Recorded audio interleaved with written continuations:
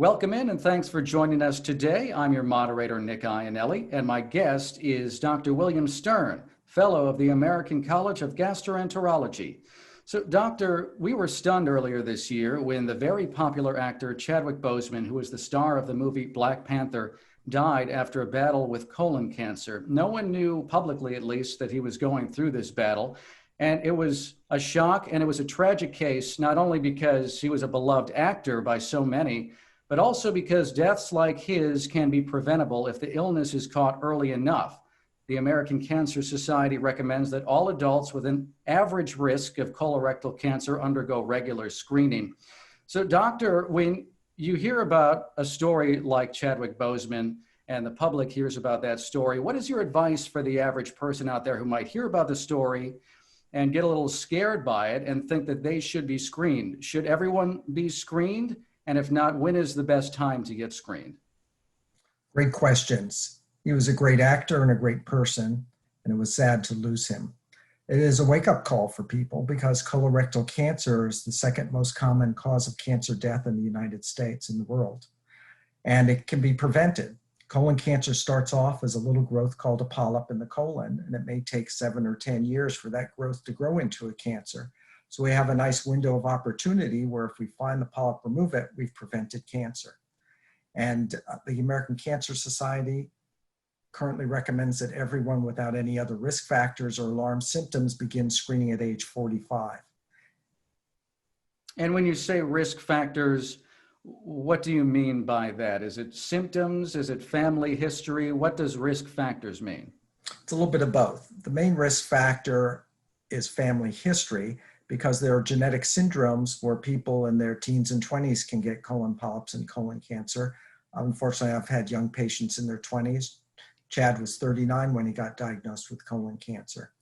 So if you have a family history where you have a parent, sibling, or child with colon polyps or colon cancer, you should start screening at an earlier age. We usually recommend 10 years younger than the age of what that person had their cancer or their polyps. Alarm symptoms, however, can happen to anyone even without a family history, and those include rectal bleeding, change in bowel habits, unexplained weight loss, unexplained abdominal pain. If you experience any of those, you should speak with your doctor and see whether you should get screened for colon cancer. And getting screened for colon cancer is something that a lot of people just don't want to do, and that has been how people have viewed this particular procedure. What are some of the main reasons that you see in your expertise as far as the reluctance of going through this procedure, even though it's such a critical and vital thing that can actually save a life? Why do you think that there is that reluctance out there? Yes, when we first started doing these about 20, 30 years ago, there was some reluctance because of the procedure, the time. Now it takes about 15, 20 minutes. You're sedated. It's very comfortable. You walk in, walk out. So the biggest impediment now is the preparation, because the colon has to be squeaky clean in order to be able to identify small polyps and growths. And in the past, people have had to drink up to a gallon of liquid, take laxative tablets, and have running to the bathroom, cramping, etc. That has been an impediment to some of the screening. Okay, and I know that there's a new type of preparation method that you're working with. Tell us about that method and tell us how widespread the method is. Is it something that only you and a few others are working with now, or is it something that is widespread across the medical field? Yeah, it was a sort of an ingenious idea. It's called Hygieacare, and it's a system where you don't take much of a prep the day before, some liquids, a couple of tablets, but no gallon of solution, no cramping, no running to the bathroom. You come about an hour or so prior to your procedure. You sit on a very comfortable lounge chair. A very gentle nozzle is put into your rectum, and using gravity, your colon is washed clear. This was actually used in a lot of fancy spas in Europe to give patients comfort, but we're using it to clean the colon, and it's very well tolerated, and most patients who've done it said they'd never go back to the other prep. About 15,000 people in the US have currently been treated with this. There are only currently 4 centers that are doing it, but we're bringing it to the metropolitan Washington area towards the end of this year, in December of this year.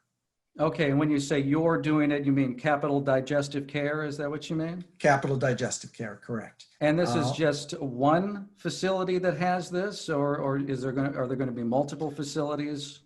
Well, the facility is actually a separate office from where you actually get the colonoscopy. It's in Rockville.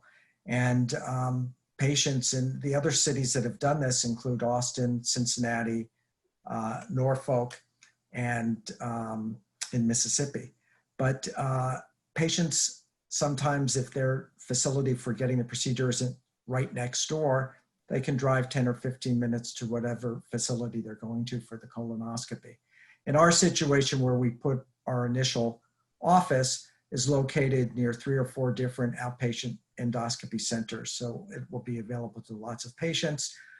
Capital Digestive Care also has outpatient colonoscopy centers in Chevy Chase, Laurel, and DC. And people could come up to Rockville, get their prep, and go to one of those other places. It's not quite as convenient, but once we get up and running, we may put in a facility in one of those other areas also. And how would you compare the traditional prep, which you say is unpleasant? How would you compare that with this new kind of prep as it relates to how much time a patient has to go through and how much inconvenience? Can you compare and contrast the two a little bit to give people a better idea? Sure. So the routine prep the day before, you're taking liquids and you're starting to prep in the afternoon or evening. So you're kind of incapacitated at that time. You need to be near a bathroom. With this prep, the day before, you're on liquids, but you're not taking any laxatives. You're taking 2 tablets at night before. So there's no inconvenience really the day before. You're coming in about an hour and a half prior to your procedure, which is not very much different. Normally we have patients come in about 30 or 40 minutes prior to their procedure. And while you're sitting on this lounge chair getting prepped, you can watch TV, you can read. It's what patients tell us, a very relaxing experience. One of my colleagues, Dr. Johnson down in Norfolk, flew to Austin to get it done for himself to check it out. I'm actually I'm due for my colonoscopy within the next few months, so I'm planning to do this prep prior to my colonoscopy. Let's talk about patient safety, especially right now with the coronavirus pandemic. We know that hospitals are not the same. Emergency rooms, everything across medicine is completely changed right now because of the pandemic.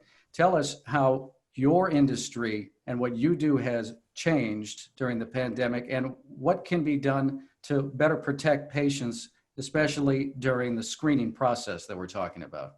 Excellent questions. Between March, when the pandemic really hit, and probably around June, we were only doing emergency procedures. And we had advised anyone for just routine colorectal cancer screening, mammography, et cetera, to hold off. Starting in June, we've started doing the procedures again. And the American Cancer Society was concerned that people would start getting more cancers if they weren't getting screened.